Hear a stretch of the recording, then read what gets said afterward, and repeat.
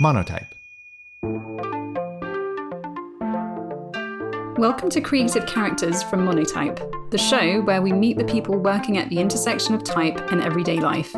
I'm your host, Marie Boulanger, and today I'm sharing a conversation I had with Joy Nazzari. Joy is the founder and executive chair of DNCO, an award-winning place branding agency based in London and New York City. What's place branding, you ask? Here's how Joy describes it. Perhaps a lot of branding is trying to create a desire, right? Like, I need a burger. Ooh, I want to wear that dress. And we are operating in something that is actually pretty deeply complex. Like, I want you to move your life to this city you've never been to before. We're trying as a studio really to impact cities and impact culture in a way that is additive to people's lives. You know, how you feel as a human being in a place. We love affecting that.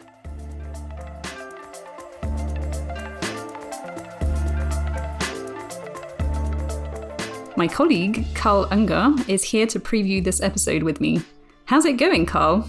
Going pretty well, Marie. I feel like we should just cut to the chase and have a brief cat status conversation. Yes. How is your diva cat Pico doing today? Well, as you know, and as perhaps other people listening to this know, he had his first magazine shoot a few weeks ago, and he's still very much reveling in the stardom of that. So he's on the sofa just being a diva. And you have a new cat in your household. I do. Her name is Squid. After spending weeks agonizing over a list of 30 names on a chalkboard in like an act of desperation, we just chose Squid. She has a squid toy. She liked it. My son said, "Squid." I said, "Please end this conversation now." A squid is born.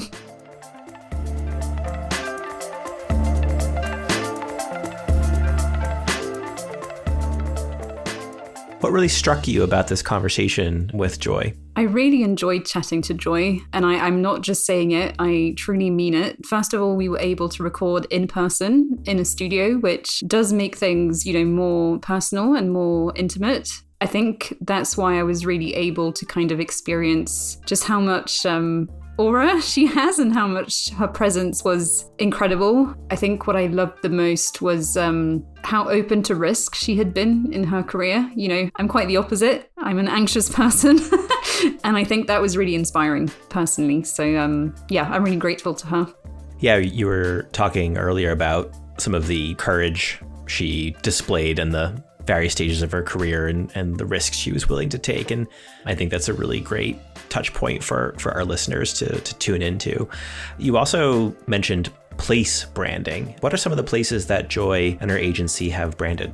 They've done a lot, and the scope of their projects is probably larger than people realize. So they've done things like branding for neighborhoods in New York and Vancouver. They branded a town in England. They did a campaign for the city of San Francisco, like all sorts of amazing places like this. But they also do, things that touch on places, like renaming the London Overground lines. It's not exactly a place, but they were hired to rename the train lines, which I thought was a fantastic project. There was a lot of talk when it came out, and it's interesting to see just how vast the scope is for this type of work. What did the Overground line that goes past the office get named to? It's called the Windrush line.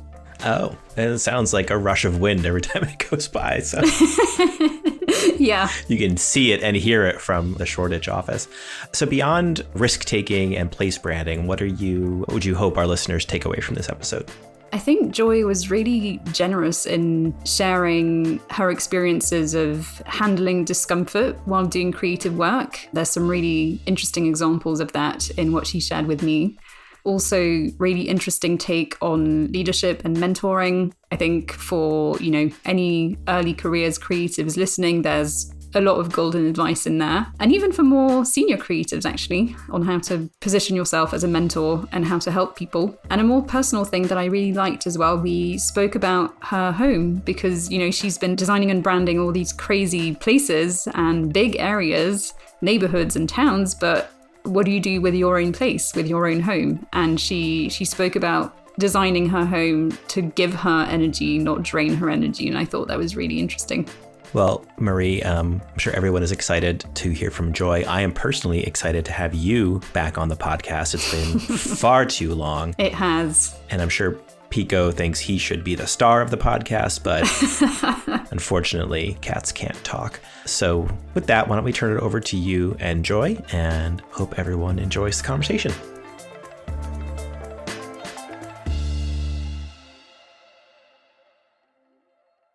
Hi, everyone. Welcome to Creative Characters. I'm your host today. My name is Marie, and I am a design manager here at Monotype. I have a fantastic guest for you today. Her name is Joy Nazzari. She is the founder of DNCO, and she is here live in London with me. Joy, it's a joy to meet you. How are you? Very well, thank you. Coming off a bit of a high after a huge week last week, we held our first conference as DNCO called Place Camp, and it was really rewarding, super fun. And we now have, as a studio, this group exhale of, we got to calm down now. We're coming off of a big high. It's great fun. Oh, that's amazing. Maybe we can go back to that. Before we get any further, tell me about DNCO. Tell me about the work you do. You build stories for places and people. I'll stop there and I'll let you fill in the blanks. That is exactly right. DNCO is a 20-year-old studio. We've been around for a long time. I started it with Ben Dale, who is my co-founder. He's no longer with us as a founder or as an employee. He's still my friend. He's still alive. And we started really as a very small studio, working mostly in a super small niche in real estate and trying to connect people with places that were quite small, whether that was homes or offices, retail. And it was a really fairly humble, I suppose, corner of the design world.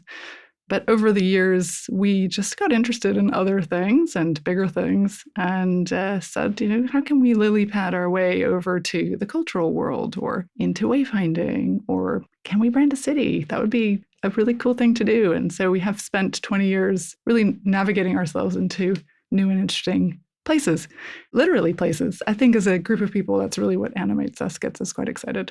I love that so much. And every time I have the honor of speaking to someone who, has a niche or has a very specific passion, I feel like weirdly you get more out of their answers because there's universality in the niche. That's what I like to dig at.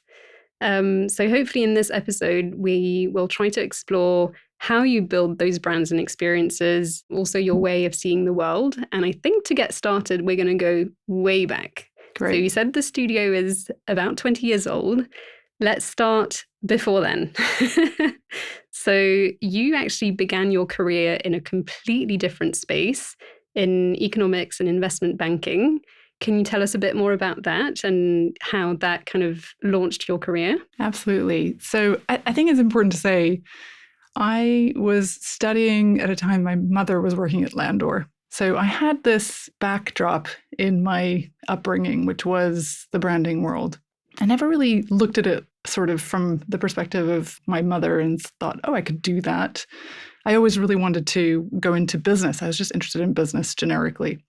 So I studied finance and economics and then started, my first job was in investment banking. And that was quite a weird time because I was in San Francisco and everyone basically was jumping into the dot-com boom, the late 90s. And my grandfather, I'll never forget, said to me, this is a fad, next year it'll be gone. And bless him, I really wish I could tell him today how much that was wrong. But anyway, he was great and still encouraged me. Everyone really encouraged me to try new things. So I was working in finance and everyone was jumping into dot-com. And I thought, well, maybe I'll do that. So the finance side, working in investment banking was pretty formative because I understood the foundations of what makes a business last. Yeah. I think really to survive and to do well and how the decisions you make strategically can move you from one place to the next. And I think that was really actually pretty formative. Not only is it important for what I do for my business, but it's quite important for what I do for my clients' businesses. Yeah. So I can really relate to them on a business level. And I think that helping use creativity to solve their problems from a financial perspective is pretty smart to be able to have that conversation. Yeah, definitely. I was really interested actually to ask you more about that because I think having that kind of strategy background and the bird's eye view of business is a huge competitive advantage as a designer. And I actually think more creatives should get into that. I'm trying to get more into that. So yeah, I was just curious to know more. And I guess from then on, you said that you always had a creative career, as a possibility with your mother's work. Was it very gradual? Was it a kind of slow transition, or was there an aha moment? Tell us more.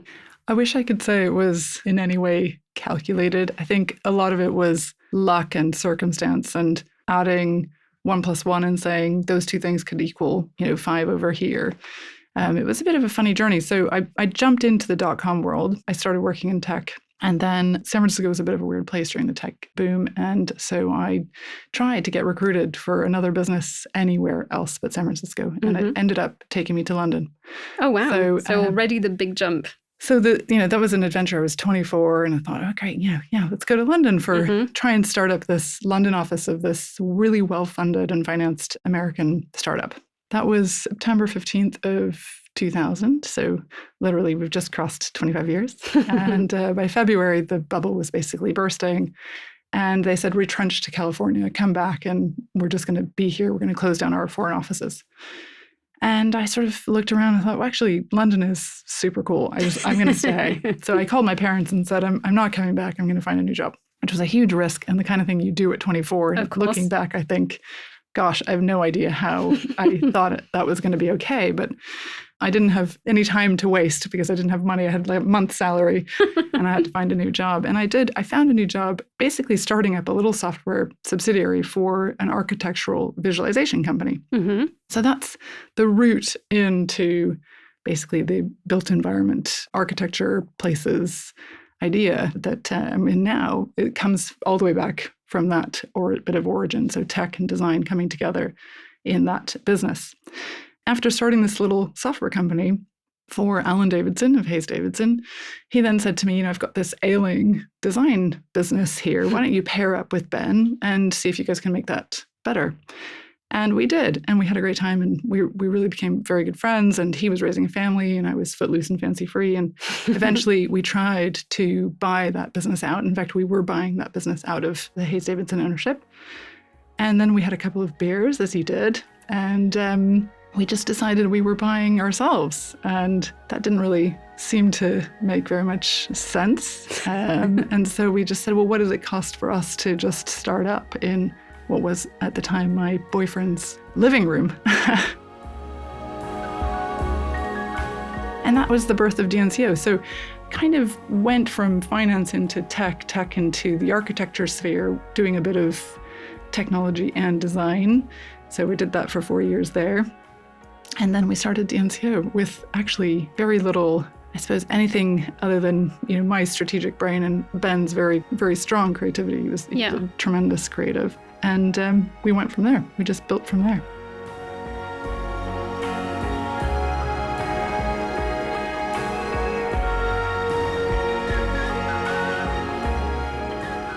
I mean, DNCO hardly needs an introduction for our listeners, but if you had to sum it up in maybe a sentence or two, could you tell us what you do and how the business started?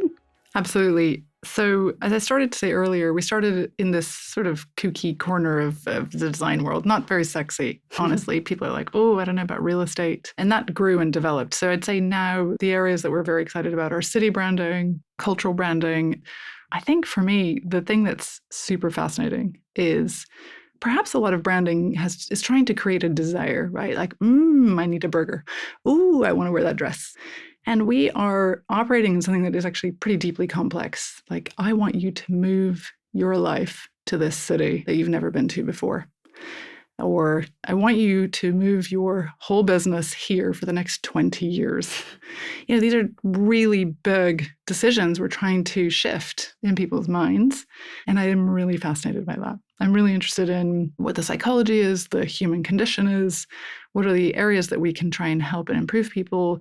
We're trying as a studio really to impact cities and impact developments, impact culture in a way that is additive to people's lives. And it sounds pretty grand, And honestly, it kind of is, which I think is Yeah. really cool.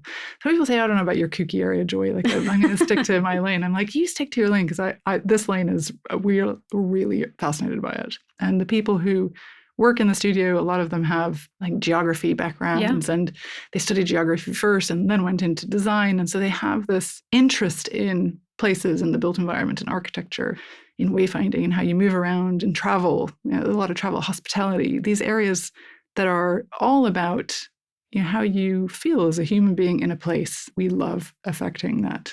Can I convince somebody that you're going to feel different here? Your life is going to be better here. You're going to actually have a better outcome here as a human individual, or with your family, or with your business. And what are the things that we can do creatively in order to make that happen? So that's what we do as DNCO, and probably quite a few other things too. Yes, we'll get into those. Yeah, for sure. You've mentioned the word place already in your answers. And I mean, DNCO has become, synonymous with culture and place branding, as it should.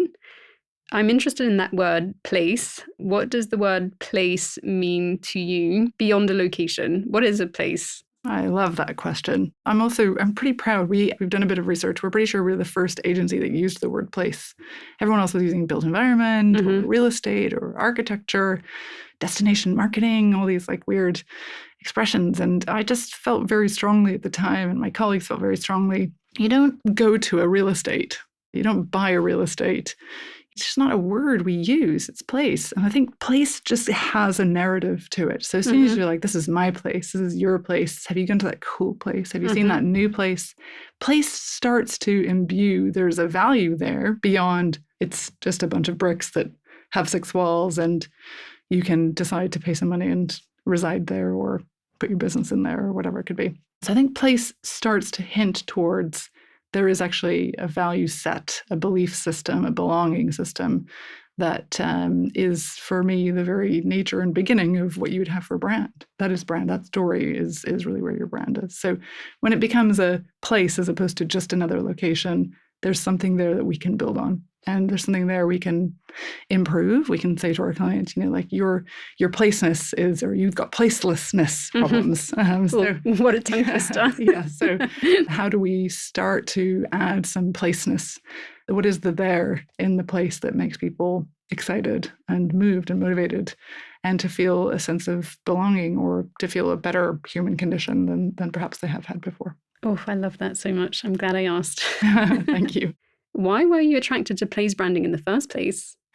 It's a really interesting question. Patrick Ely, who's our executive creative director, and I actually have done a little talk on this once, and we need to turn it into a thought piece of some sort. And the two of us really running the studio and the leadership team, something we've bonded over, the two of us, is generally having not had a super strong sense of belonging anywhere in our lives. It sounds really dramatic, and I'm not trying to make a big violin song and dance of it.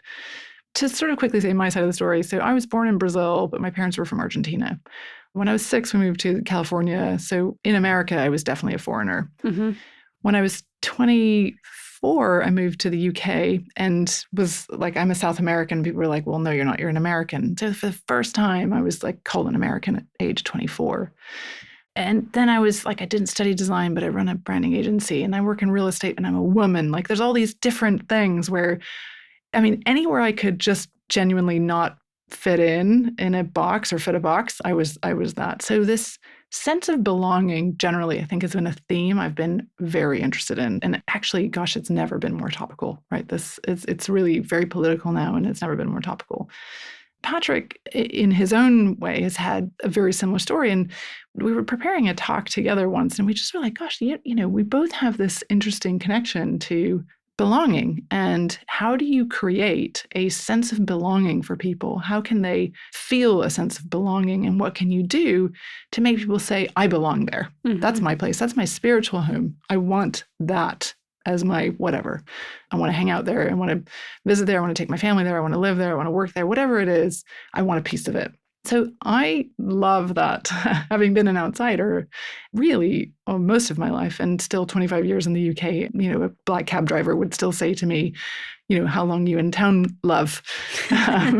So that sense of belonging and what can you do to create a sense of belonging, a connection between a human being and a place, I love that. I think that brings in all the goodness of sociology and anthropology and design and narrative and storytelling, all these things bundled up together in some really important work. And actually we can make really important impacts at big scales, especially in city branding.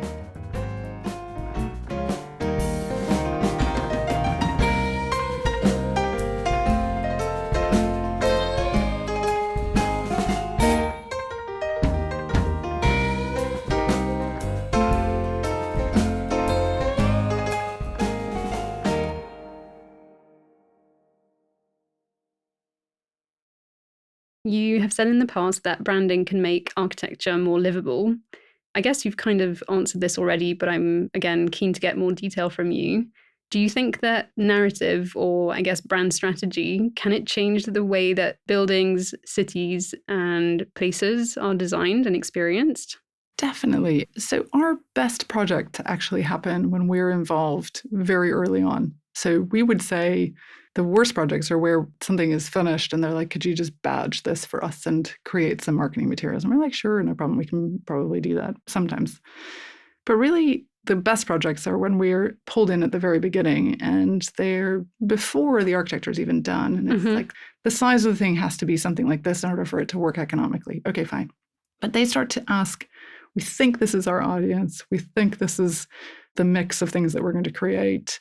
How do we connect those audiences to this place? Like, what are we doing with this place? And I'm not going to step, too far out of my lane and say we're architects, although we have affected quite a few pieces of architecture.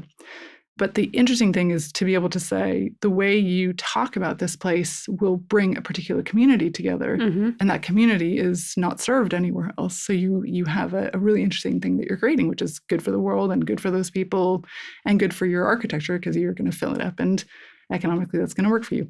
So I think the narrative piece can actually draw a sense of belonging and create that thread that pulls and binds people together. So I think it's quite an important piece, actually.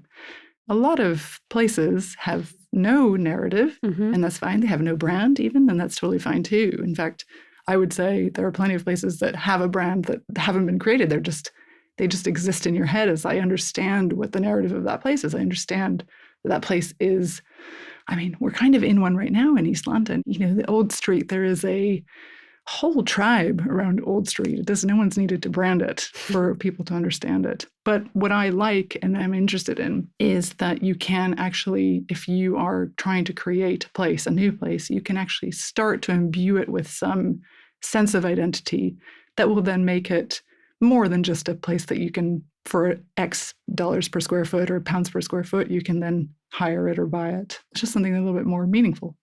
The word I'm really particularly interested in is welcome. I'm particularly interested in that word right now because politically, we're not very welcoming anywhere anymore, right? So the notion of like, how welcoming am I being and who am I being welcoming to?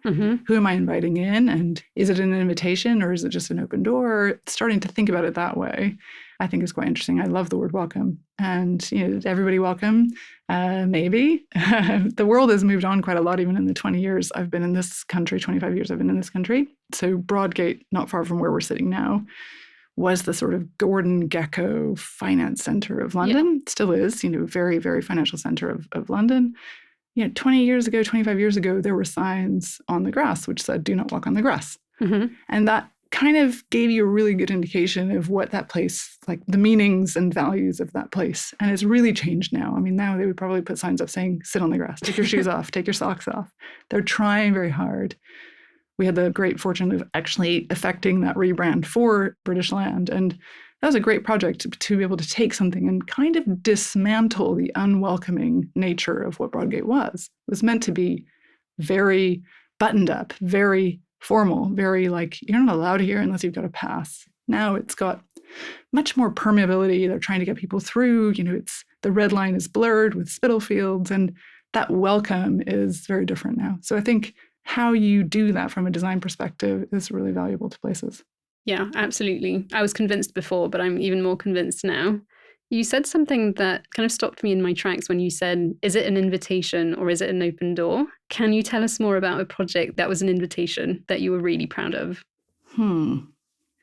Yeah, so one project we worked on, which I think was particularly interesting in that way, was Brent Cross Town, the same client as King's Cross, which in London, most people know King's Cross. In fact, it's pretty well known internationally as well. The great thing they did at King's Cross was actually they put a fountain in before they built hoardings around a fountain area while they were constructing buildings and while they were demolishing things so that the public could actually play in the fountains before there was really any architecture to go into. They actually did lots of really cool bits of Meanwhile at King's Cross. We didn't work on that project, but it was successful, even if they didn't know it was going to be. It was really, really terrifically successful. When they did Brent Cross Town, they built a really beautiful, really playful, very friendly park, kids, playground. Mm-hmm. And the playground was the first thing you saw for this. I mean, it's 3 or 4 times the size of King's Cross. It's an enormous piece of city actually that they're developing up there. It's huge. It's got a tube station and all sorts of things. And I love that the first thing they did there, the first thing they unveiled was this playground, because it really was the proof of what they were trying to build, which was a whole entire mini town built around the notion of play. Play is the word we gave that project. Because when we started working on it, basically it was going to have playing fields and it was going to have a playground, but mostly it was going to have tons and tons of residential and offices, basically just traditional mixed use mix of buildings. So we thought, oh, well, what's the interesting thing that pulls all of these people who will build here, who will come here?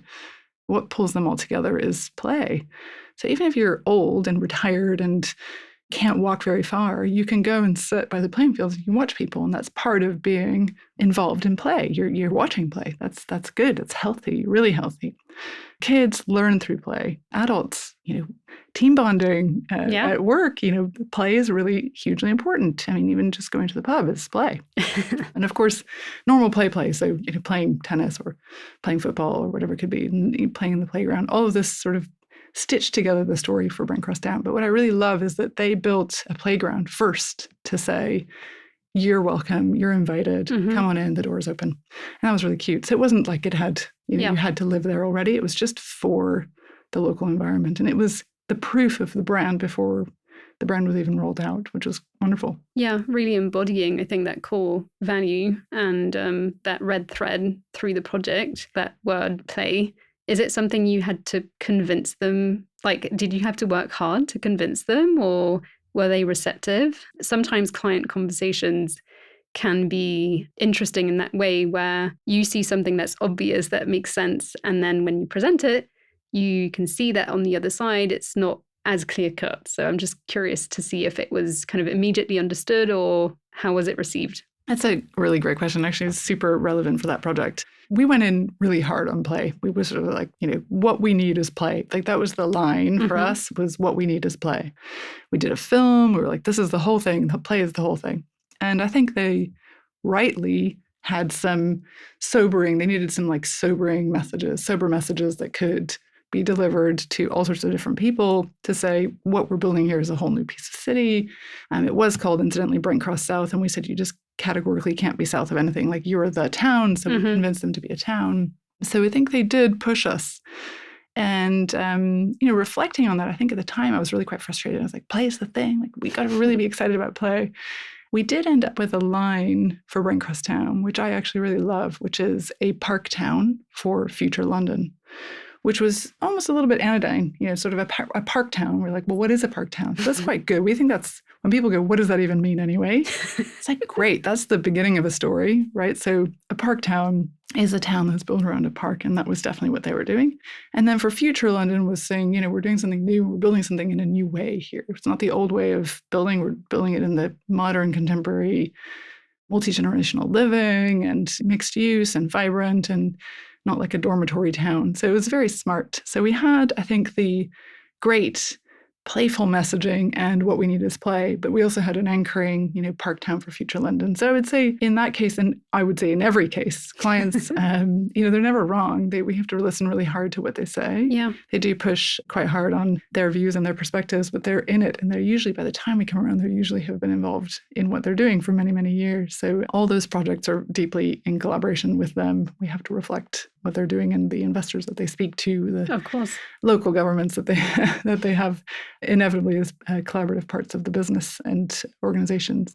It's a balancing act, isn't it? Speaking to all of these parties, as you said, there's a lot of, when you come in, things are already kind of in motion, but there's also a lot of different sensitivities and ways to measure success, probably, whether you're speaking to a council or a major investor. But it's really interesting to get that insight. That's totally right. And I would say probably one of the kookier things in our day-to-day job is the number of stakeholders in our projects is just immense. And probably when I think of one of the skills we've developed over 20 years is it's not super sexy. It's not like something I want on my CV, but it probably should be the top of my CV. Yeah, definitely. Stakeholder management. It's a really funny thing, but we have to juggle not 1, 2, 3 clients, but often hundreds. In the case of something like London Overground naming, oh my God, we had London to contend with as a client base. So, oh my God, yeah, I can imagine also bracing yourself for the reactions on Twitter after the Overground line names were revealed. I love them. I always did, and I'm not saying this because you're in front of me right now. As soon as they came out, I was smitten, and I think the name selection is awesome. Thank you so much. We're very proud of them, but also because we know how well we walked the fine line between appropriate in one direction and appropriate in the other. I don't think we've been boring there. I think we've been pretty brave. We're pretty sure it's the first project in the world that's been run that way. So usually you get the way Boris Johnson just said, it's called the Elizabeth Line. That's usually, I think, how major infrastructure gets named. You don't have these kind of public consultations that we ran. So we're also really proud of that project. Just for listeners, I'm going to try to see if I can remember them all from memory. Joy can correct me. So I think there was 6 lines that were renamed. So the Lioness line. My personal favorite. It's amazing. Also right now, especially because they've won again, exactly. World Cup, massive. Yes. It's a huge result. So we feel really vindicated on that one. Yes, and still waiting on a win from the men's team. Yes, since 1966. It's been a while. It's been a while, yeah. So well done, the girls. Yeah. So Lioness, Suffragette, the Weaver line, which I take to work, so I should know that one. The Windrush line. The one that gets, I think, very often forgotten is the Liberty line. Liberty line. And the Mild May. And Mild May. Yes. Yeah, very good. So the brief to us was actually set by the Mayor of London's Commission for Diversity in the Public Realm. You can see already by who wrote the brief how the direction of travel was going to be. Firstly, we spent months on the train lines, on the Overground, interviewing people. We ran numerous workshops with all sorts of different people. And it's amazing the stories that Londoners have. It was so much fun to be able to pull those stories out of Londoners and the connection to the history of things that have happened along those lines. So we covered off quite a lot of topics in those names. And I'm really pretty proud of our coverage of London's history, which was the brief ultimately. Draw out Londoners' stories and recognize them in the names of these lines. I love that project. I feel very invested in it because I am somewhat of a transport nerd. Oh, very good. I have a few family members who worked for the Paris Transport Authority. So my mum worked there for years. She was like an account manager there. My granddad also worked there. My great-granddad, my grandma's husband worked for the RATP group for years. So I love transport. I love kind of urban infrastructure. And when the project came out, I actually went quite deep on like Reddit groups and threads to see what people were saying. And people are insane. I'll just say that. I'll just stop it. It was pretty wild. We had quite a few messages directed at us. Of course, the Daily Mail wrote many articles about us, and the facts were all over the place. I had direct messages on LinkedIn from really serious investors of right-wing news saying, you should be ashamed of yourself. It was a really wild time. But, it's all still there. We get a lot of great feedback. We have letters, people message us, and there's a lot of love for the name. So I feel like we've walked the fine line between pulling up histories and being reflective and versus perhaps just being obvious. We really didn't want to be too obvious. Can you think of one misconception that people have about city or place branding? One of the quotes that we have in the studio talked a lot about over the years is Michael Wolff. So Wally Ollins and Wolff Ollins they did quite a bit of city branding in their time. And then when Wally did Saffron, he did quite a bit of city branding. And Michael Wolff went on the record saying, city branding is like eating a dinosaur. And for years, I thought that was really smart. Actually, that was like, well, it's hard. Where do you start? It really intimidated me. Can I stomach a dinosaur? I wasn't sure if that was going to be okay. If anything, he did a really good job probably putting people off doing city branding with that one line, which became quite famous. I've come probably maybe around to thinking that it's actually not a great metaphor. And I think maybe one of the things I've really learned is I really like, firstly, that DNCO does a lot of branding of places that we aren't in the physical place. We do a lot of things in London, we do things in New York where we're based, but we also do place branding for places that we don't have a relationship with. And a lot of people say, how dare you? How dare you actually do that? You have no place to be here. And we get a lot of stick for that. And it's, we're used to it now, honestly. But in actual fact, my view is you can't actually do a very good job from the inside. You can't draw the label on the jar from the inside. Yeah. How do you do that work? We think external perspective is a lot better. Now, the really important piece on that is, I think it's every time it's like flying a plane. So if you imagine the city as a plane, I'm going to go with my own weird metaphor here. The plane has its own language. Every place has its own language. If you push the wrong buttons, the locals are going to be like, you're pushing the wrong buttons here. So you really have to learn what buttons to press with the locals. You have to spend an inordinate amount of time understanding the local place. But doing that from an external perspective is very helpful because, to your word from earlier, it's like therapy. So we've just rebranded Plymouth. Almost universally, everyone that we interviewed in Plymouth, and we spoke to a lot of people and a lot of companies, they would start their narrative about Plymouth. They would say, Plymouth isn't great. They felt very not okay about, like, Plymouth is a bit sucky. Yeah. And then the second, third, fourth, fifth, sixth, 10th thing was, we've got the ocean here, we've got the moors, we've got this, we've got that, we've got, it was like, this Plymouth is amazing. So the stories are not the same in every place. You have to get through and understand what buttons to press that are appropriate for the place. But it helps to be from the outside because you can provide a little bit of that distance in therapy, which has been really interesting. So I don't think it's like a dinosaur. I think it's a little bit more interesting and nuanced, and it does take time, but it's definitely possible.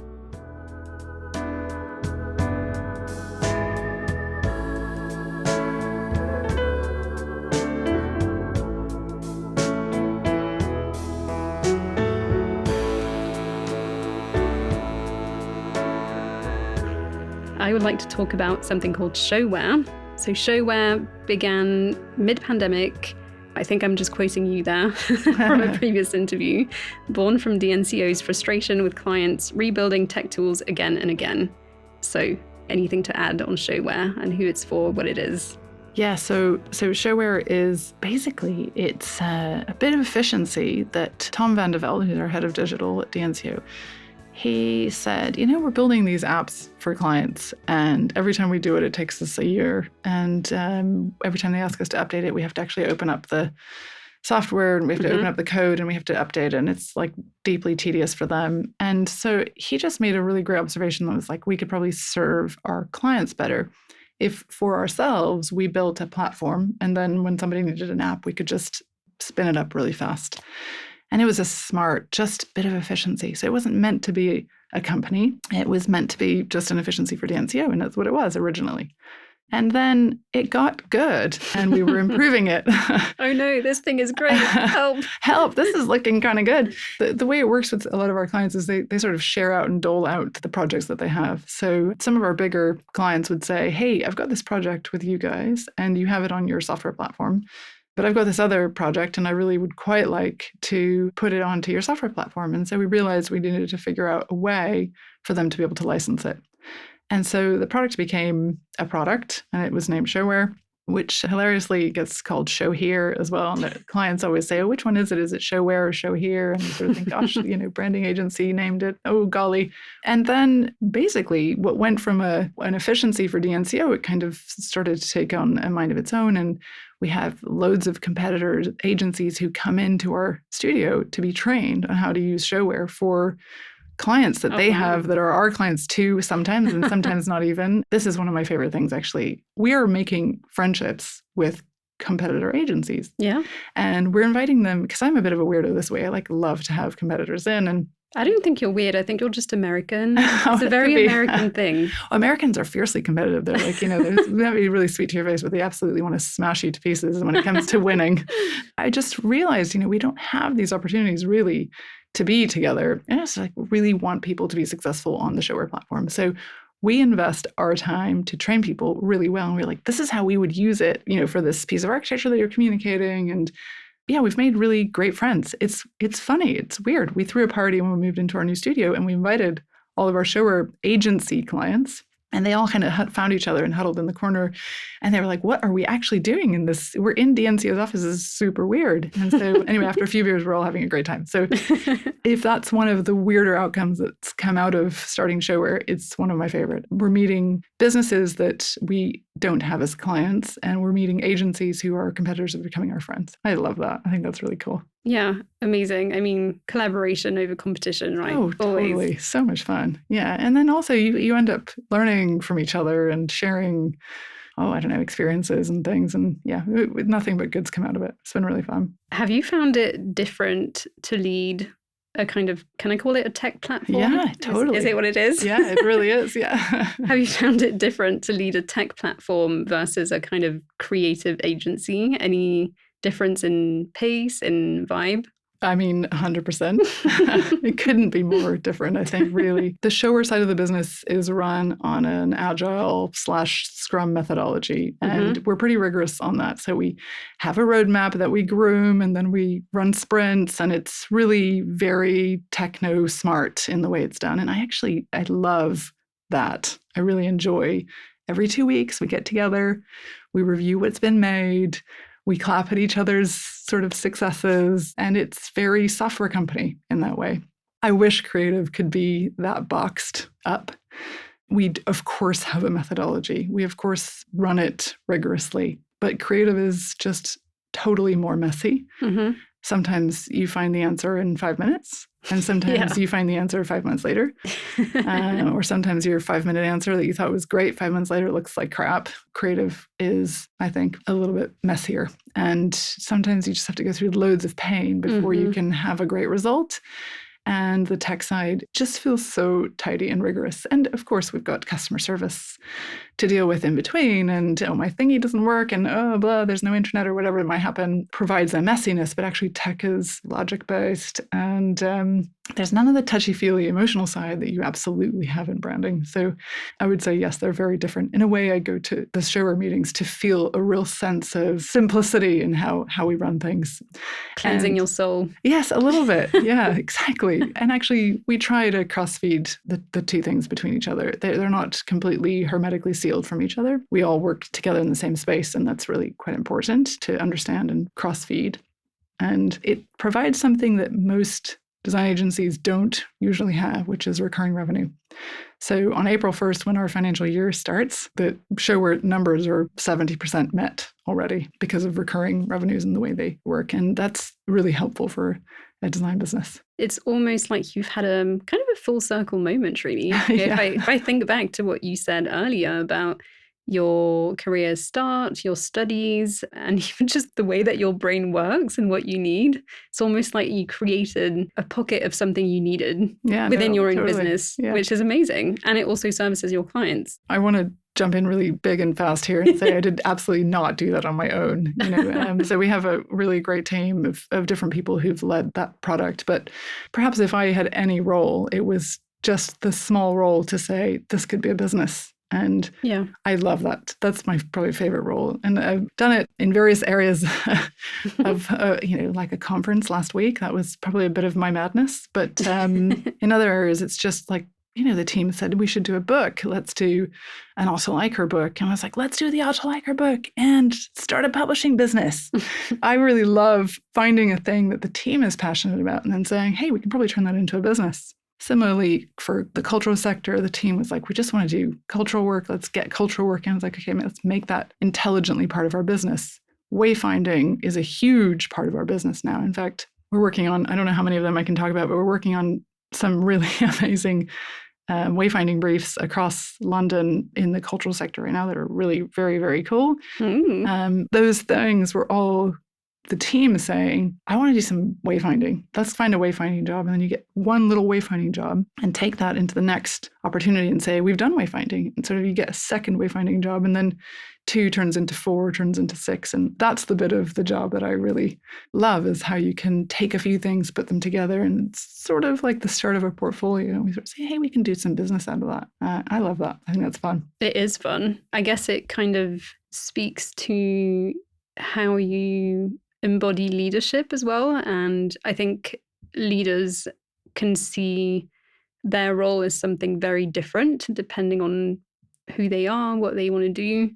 And I'm starting to get a sense of something quite unique in how you kind of position yourself and how you lead the business. You've said in the past, in previous interviews, that optimism, curiosity, and just generally positive values are really key to success. Is it hard to keep that alive when, we live in a world that tends to reward quite the opposite? Rage, apathy, that gets rewarded. Especially in the press. And it's a real bone of contention for me right now is the rage thing. We can come on to that. Optimism is a huge part of leadership. Yeah. And I think it sounds really easy, like just come in and be cheerful and like bring the energy into the room. And, that's hard. Everyone's got their own thing that's going on in their private lives. And, you can't always bring it. And you can't actually always be expected to bring it too. It's okay to occasionally leave your bat at home and just do some quiet work in the corner. But I do think in leadership, you've got a few different roles, but one of them certainly has got to be to show people why the thing they're working on actually has the potential to be really interesting, not just grunt work.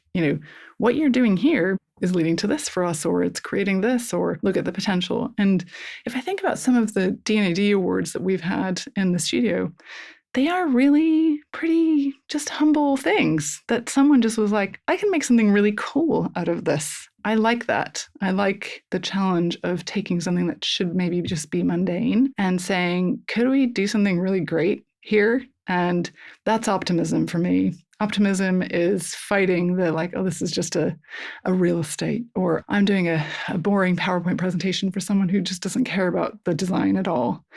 I think optimism is really about being able to shine a light on why it could be interesting. And if you can do that as a leader and say, hey, this could be interesting because, then I think everybody sort of goes, oh, okay, well, I could probably do something cool then here. And that's fun. I love that. That's a challenge as a leader, though. You do have to bring it. Yeah, and it gets exhausting, right? It does. I don't have as many years as you under my belt, just 2 managing a team. But God, sometimes I'm so exhausted. Sometimes I'm just like, can someone do that for me? Yeah. Can someone come in with a great idea and energy? But it's why we do what we do, and it's part of that role. It's funny, it's making me think of something I was once told by an old manager who shall not be named, going way back. And he gave me something exactly as you described, something really kind of boring, grunt work. God, it was a diagram or a graphic for something really, really boring. And he said, can you polish that turd for me? Oh, no. And I was like, you know what? I don't want to. If you give it to me as a turd, then I can't polish it. Yeah. If you say, it's a diamond in the rough, can you polish that for me? Then yes, I can. And that really stayed with me. And actually is something that I really try to remember at all times. Every interaction that you have with a team member has an impact on them. Yeah, 100%. And one that I'm conscious to point out and to consider myself is, sometimes clients aren't like your best friend. Sometimes they can be a little bit annoying, or they're like, you're not saying the thing I want you to be saying. So I'm frustrated. And as a human, it's all too easy to put the phone down or close your email and say out loud to a whole studio, I really hate that client. That's so annoying. This client is so annoying. Mm-hmm. But then the mood in the room is annoying clients, annoying job, hate my job. I think you have to be very careful with language, because language sets the mood, it sets your actions, sets your belief system. And as soon as you get into I hate the client, like, how are you ever going to do a great job for that client? And worse, if you really don't like the client, like, you better believe the client knows it, right? The client does not think you love them if you don't. I think we're just way too advanced as human beings to see all the little body posture and facial expressions to suddenly believe that, someone really cares about their opinion if they don't. So I think we have to really be mindful to be optimistic, like, the client's got things they have to achieve. The client's got a perspective. How do you get behind all of that and make sure that you're setting in the studio a vibe, which is, this client's got some things that they need to achieve, and we're going to be respectful of that. So I think that mood piece is important. And you have to find some well of resilience on the mood side in order to keep that. And I think that's probably, just a hard challenge, not just as a leader, but as in anybody, is to not allow yourself you can't just wallow in whatever is going on. You've got to be really careful, because mood is like weather. You affect everyone else with your weather. Self-awareness generally is really important. I get called all the time an extrovert. Everyone's like, Joy, you're such an extrovert. And it's interesting, because I think I go to the studio and I try and keep the energy high and, really concentrate, but also keep the mood good and balanced and healthy and fun. And how's your weekend and whatever else in a genuine way. But, I go home and I'm tired. I don't want to necessarily hang out with anyone. I want to stare at a wall or have a really long bath and just zone out, because it is tiring. So I think that making sure that you have a well to draw from to be able to keep you at the right levels of optimism is really important. But to have the self-awareness that it's important. You affect the mood in the room, and you don't want to be the person who's the bad weather. No. Something I tell myself sometimes that helps me when there's, exactly as you phrased it, the difficult role of, acknowledging that maybe the partner, collaborator, client is difficult, but also that the team is frustrated. I don't tell myself I'm the design lead or design manager. I tell myself I'm an art therapist. Oh, exactly. I'm going to try to manage your feelings through creative process. And it works really well. Like, I can't remember the first time that it came to me, but I was having a really tough chat with a requester who felt really misunderstood. And actually they had, as you said, they just had needs that weren't met. And it's fine to communicate it. And I really tried to script it in my head as like, okay, this creative route that I'm going to present you is going to help you express yourself. Yeah. And I kind of viewed it almost from outside my body as like, yes, I'm an art therapist.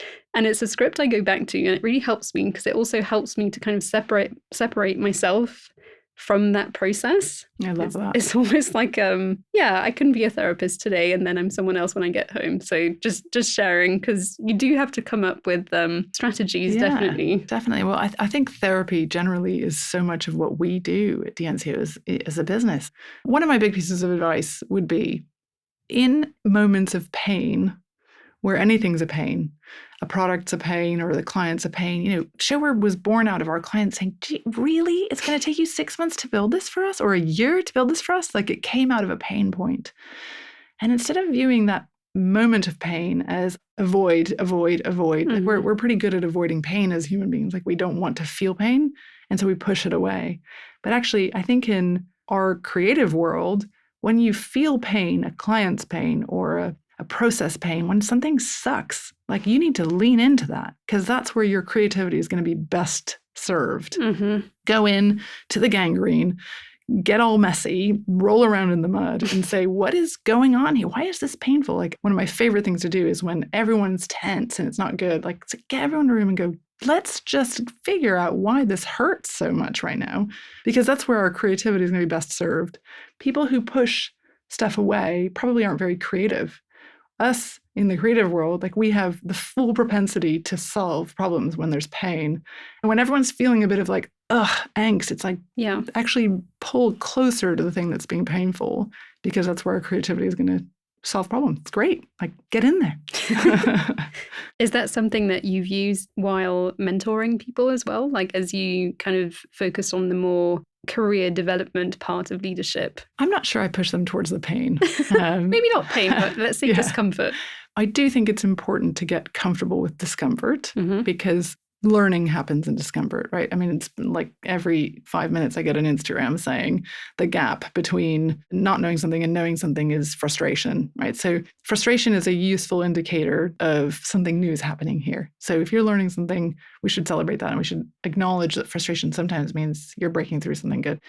I think my favorite thing with mentorship and careers generally is trying to help find people a ladder to go up that isn't necessarily straight up and down. I'm very proud that the full leadership team at DNCO and quite a few other people senior in the business have, started in really fairly interesting and kind of slightly random places in the business. And over time, it was like, hey, you're doing something weird. You shouldn't be there. Like, try something over here and see how it goes. Oh, like 6 months later, that didn't really work either. Okay, look, you belong here. Yeah. I don't know what it is, but like, why don't you go over there? Because we need one of those over there. Why don't you give that a try? And then suddenly that person who's done 5 or 6 different roles in the business is running the New York office. True story. That's amazing. Maybe this is the first time it's occurred to me, but because I've had a very weird career, I mean, I have really had a very weird career.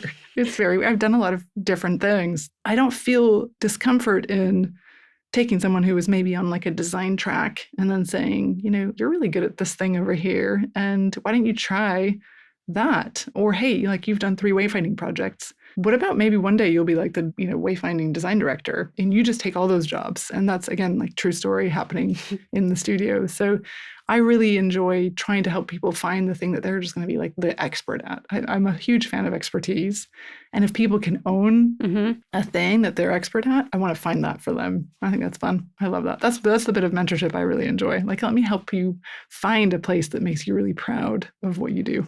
It's amazing that you've built a place where you can do that, because I think there aren't actually that many places, funny word to use, in the context of this chat, but it's rare that you can even do that, where you have the flexibility to try new things safely, having the option of fucking up. What a luxury. I would love to say that everyone has had that option at the NCO, and I can't, it's not perfect. I am proud that we have given people space to try different things, which has been fun. Including me. I'm trying new things all the time. I tried to run a conference last week, so it went pretty well. Oh yeah, tell me more about that. Oh gosh, Simon Udall, who's our strategy director, and we've been working together for 14 years. He actually started the day my eldest son was born, so It's always easy to remember how long he's worked for us. He and I have been talking about doing a conference for a long time. We finally just woke up and said, this is the year we're doing it.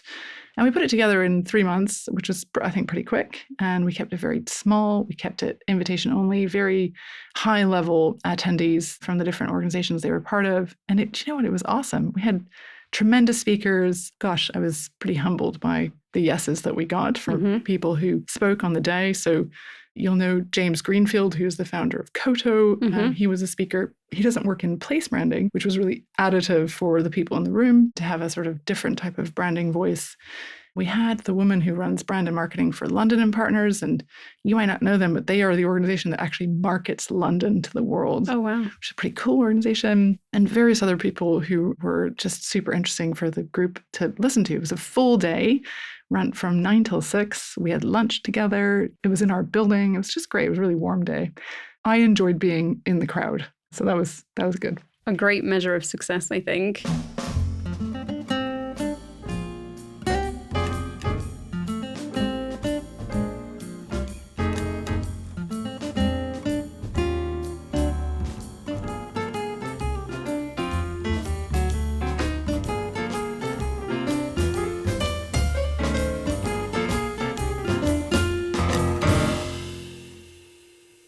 So I don't believe in work-life balance. And before I get cancelled, I'm going to explain myself right away.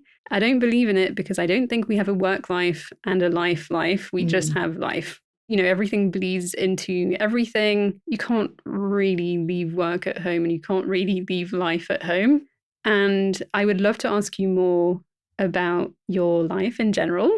How do you think that your home reflects your philosophy, your life, just your way of being? Well, the answer is very much. We are now building our own house. Oh, wow. Which has been I would say lifelong, probably for me, probably is a lifelong dream. My grandparents built 2 of their houses. So I watched them go through the whole hiring an architect and building a house. So I really saw that could be sort of the ultimate artistic expression of self, is to design your own house. Obviously, I've done that with an architect. I haven't actually designed it, thank God.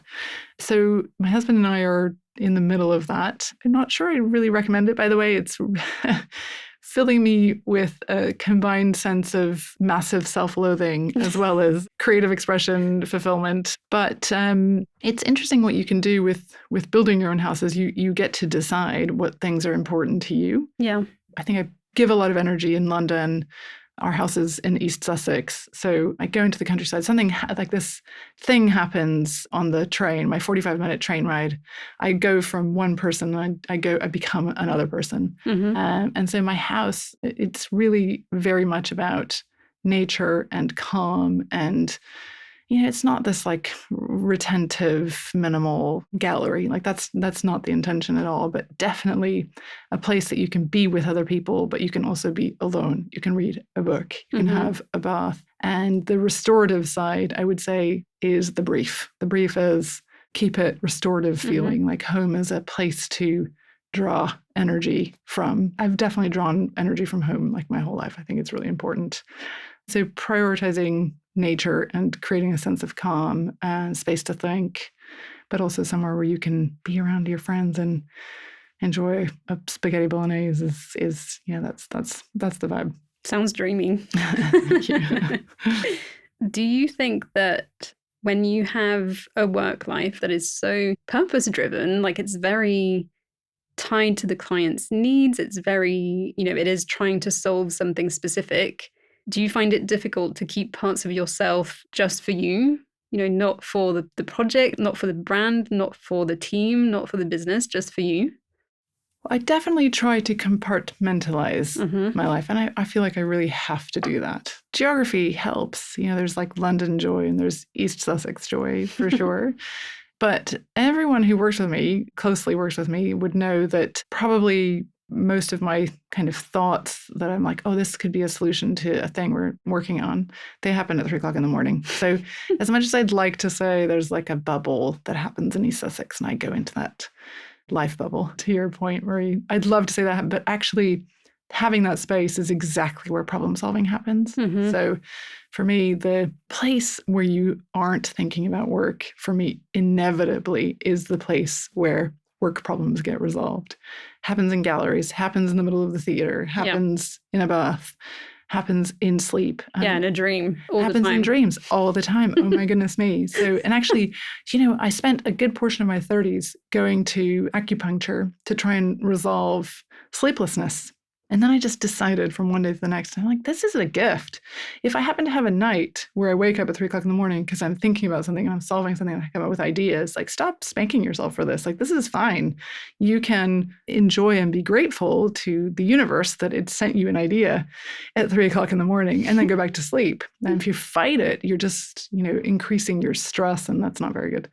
So I've sort of learned to live with the place that is most calming and gives me the most energy. Sometimes, inevitably, that seal gets punctured with a little bit of something that creeps in. Yeah. Inevitable, as you said. and then I've just learned to be grateful that, the day you stop having ideas or problem solving is the day you have to really be worried. So if I'm problem solving in my non-9-to-5 time, then hey, gosh, whatever, that's fine. I'm lucky that's still happening. Yeah, exactly. And also I think that goes hand in hand with just knowing yourself, whether it's your biology, your brain, your way of thinking, your needs. I think we are lucky to move forward and know ourselves better and better, with age, with experience. I've found this fascinating. This is going to come across as so young and naive of me, but when I think back to when I was 20 and I could not conceptualize what it would feel like to get better at life, get better at handling things, get better at work, get better at dealing with conflict, with relationships. And I have found that fascinating. I'm 30 now, so that was 10 years ago. And I know I still have a lot to learn, and I'll probably feel the same when I'm 40, when I'm 50, looking back. But how amazing is it? I love that observation so much. I marvel at that in this exact same concept, but in a slightly different way, which is I look back and I think, do you remember when you used to think you would never be able to do this? Mm-hmm. Or do you remember when you used to think, you weren't allowed to do this, or you didn't have the experience, or like you didn't have the education? For me, the education, because I don't have a design education. Do you remember when you used to think like you'd never be able to do that project that sexy business did because you aren't allowed to do that? And I look back now and I sort of think, gosh, like how far you've come as a business, really, DNCO, not Joy, although Joy very much too. I would definitely want young people to know that when you look at a agency that does something that you think is like, wow, you're going to be the one who does that next time. You just have to know that that's the path, and that you just learn incrementally the craft along the way, the strategy, listen in meetings when people are debating strategy, and you will absorb all of that and you'll be able to apply it in the next thing. I marvel at that as well. We've got that in common. I really think it also came from, and I don't know if it was the same with you, but I always found school pretty easy, not gonna lie. Like everything was easy on the academic side. Everything else, God no. And so this notion of like, oh my God, I'm learning, I'm struggling through it, I am getting better, I am expanding my life in ways that I could never have imagined. It has been pure wonder for me. And I'm really grateful to be at this stage now where I'm like, yeah, I'm 30, lots of new things. And I'm grateful to have discovered it at all, because I think some people kind of miss out on that and just stay frustrated. Oh, and I think it's so important too. And I'm probably insufferable in this way. I'm like always trying to create new things, new side quests, as my colleagues would always say, oh, Joy has got a side quest. I like side quests. And I think inputs are invaluable in what they contribute overall to what you do in your next project. You'll have learned from a side quest you did on something random before, or a thing you heard at place camp because you decided that was going to be a fun thing to do. And I think that, life is boring otherwise if you just show up and do the thing over and over. You have to do side quests. They are massively additive. I could do a whole episode on just side quests, but I'll save it for now. Thank you so much for sharing so generously on all aspects of your life. I would love to end with maybe a few quick questions just to leave our listeners with something sweet. What is maybe a book or a film that recently moved you? So I'm in the middle of Ezra Klein's Abundance, and it's really fascinating. I think it's an interesting take. It's basically, how can we get out of this current mess that we're in? And it's, actually it's two of them have written it, but he's the one I knew, and that's why I bought the book. I really like to mix up what I read. So I'll do business books, I'll do politics books, I'll do novels. Sometimes I'll do really trashy novels, especially if I'm on holiday. I think I read 5 trashy novels in 1 week a few months ago on holiday. But right now I'm doing Ezra Klein's Abundance, and I think it's really intelligent. I like it a lot. I'll have to check it out because I don't know the author. Can I ask you to share a creative influence outside of the design world? Anything but design. Is it a creative influence? I would say something I'm very passionate about that I enjoy a lot is opera, which is as niche as place branding, I recognize. And I think I like it because it's a real mix of things that come together. It's music, it's art, it's acting.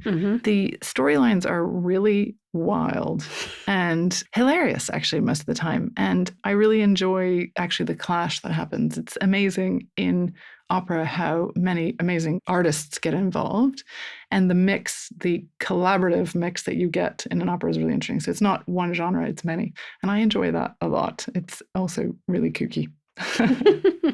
That was a word that came back a lot. Yes, kooky is good. I like kooky. And finally, I had to get the word in because of your lovely name. Can you tell us about a mundane joy that never fails to make you smile?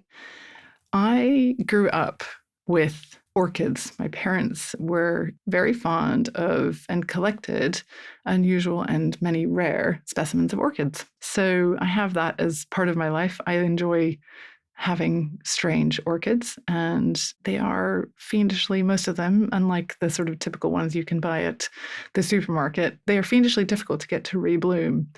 And it is perhaps mundane, but I think there is nothing quite like the victory of when you get an orchid you've had for many years to actually sprout a new shoot that will become a bloom. I find a lot of happiness in the smallness of that.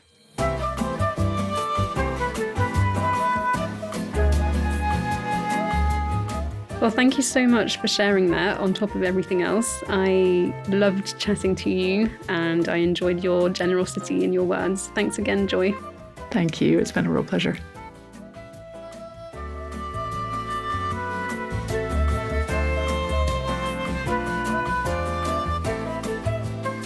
To see work from Joy and DNCO, head to dnco.com.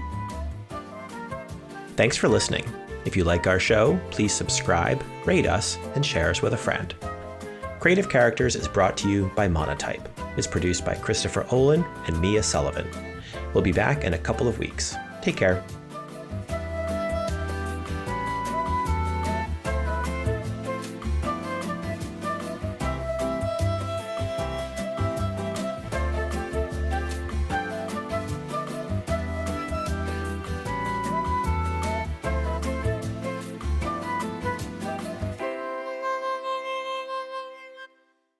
I feel like you and I could host a sort of like design adjacent cat podcast. Maybe we should. Creative cataractors. Oh my God, don't threaten me with an amazing time. That sounds like a dream. Let's do it.